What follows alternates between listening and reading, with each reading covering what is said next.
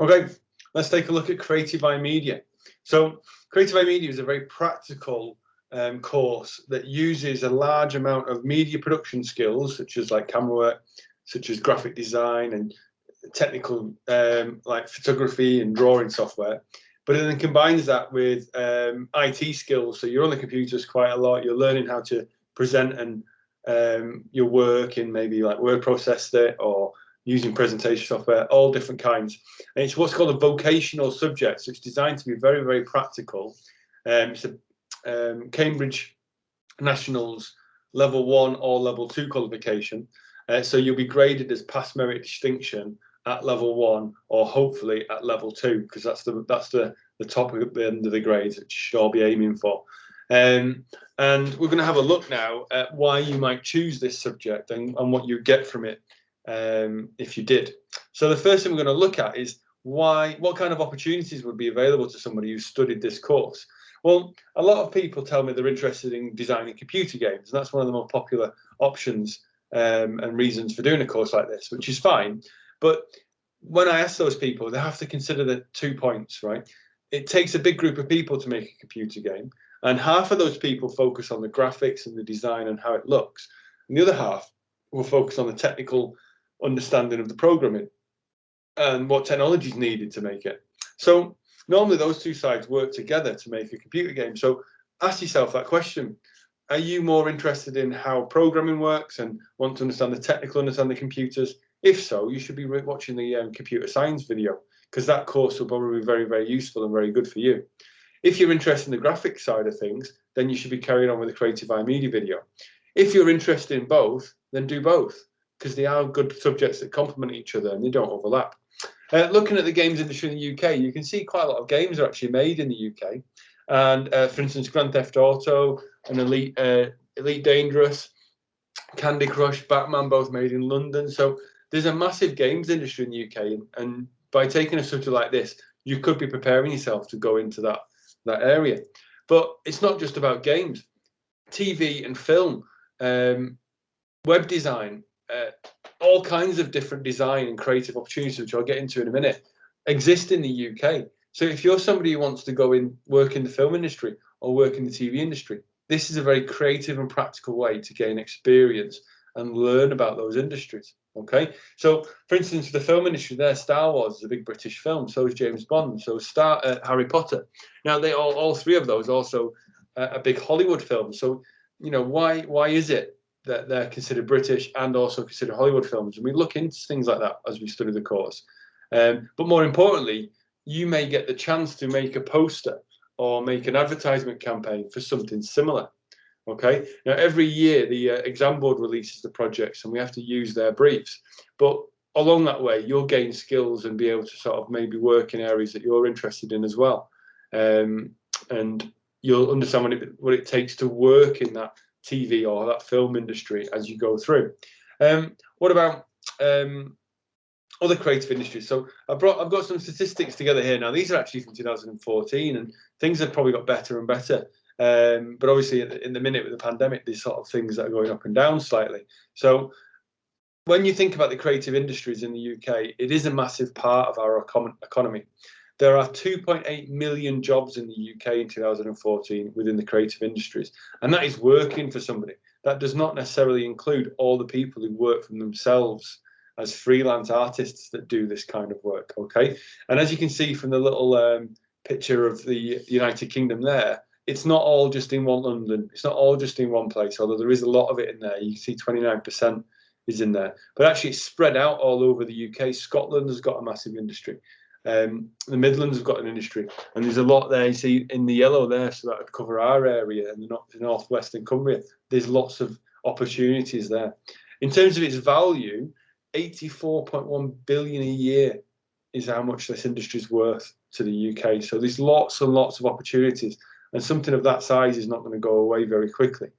Okay. Now, we also export a lot of our stuff. So when we make things, so if you think about those games and those films that I've shown you before, they're international products. They get sold across the world. Okay. They get sold and shown in lots of different countries. Look at how big the games industry is in particular. Okay. In terms of how much of that product we're selling abroad Okay, the BBC makes a lot of its money from license pay in the UK, but actually it makes a big chunk of money from selling its TV programs and to different countries and doing live broadcasts for different areas of the world as well. Okay, so we are a world leader in the creative digital industries, and that's why doing a course like this just gives you tons and tons of good opportunities for potential work in the future. Okay, now here's an example. So let's have a look at some of the work that you'd be expected to do. Okay, so creative iMedia productions, 75% is coursework. So for 75% of your time on this course, you will be doing coursework that's going to be marked for you. It's going to be live. It's going to be everything you do in class basically is going to count towards your final grade. Now, here's some examples of some posters that have been made in the past. Okay, so these were for different campaigns. So we had a horror campaign, and we had a superhero campaign there with the Revengers at the front. Every year they tell us what kind of poster or what kind of campaign that we're going to be working for, and this is one of our compulsory units. This is a digital graphics unit, so every year you're doing something. Now this year they're actually doing a book cover, which is a specific for a specific book, and it doesn't matter what kind of product you get asked to do, even if it's not something you're necessarily definitely interested in. Look at the skills that you're developing. So these have been produced using photo editing software, using draw software, and they've left with really high standard skills in how to work with images, how to manipulate images, how to take the photos in the first place. Okay, there's other units we do. So we look at an interactive media products unit. So that'll give you the opportunity to maybe make a website or maybe make your own app for like a phone device or something like that. There is comic book unit. So we look at how to tell stories using digital graphics. So you create your own characters. We do character design, and then you learn about how to write a story for a production, and then how to use those characters and tell that story. There's opportunities when you're doing web and app design to do like animation skills, or to use your filmmaking skills and record clips to put those in. And then logo design is a really important area of the course, because almost every product we design has a logo on it. So we teach you how you can make outstanding logos. Now, what's really interesting though is after you've done all this practical stuff and you've understood all these different industries, you've got a 25% exam, but that's actually what the exam is based on. So by doing these practical skills really, really well and doing them properly, you will actually learn how to do the exam. The theory in the exam is just tied into everything that you've done in the coursework. Okay.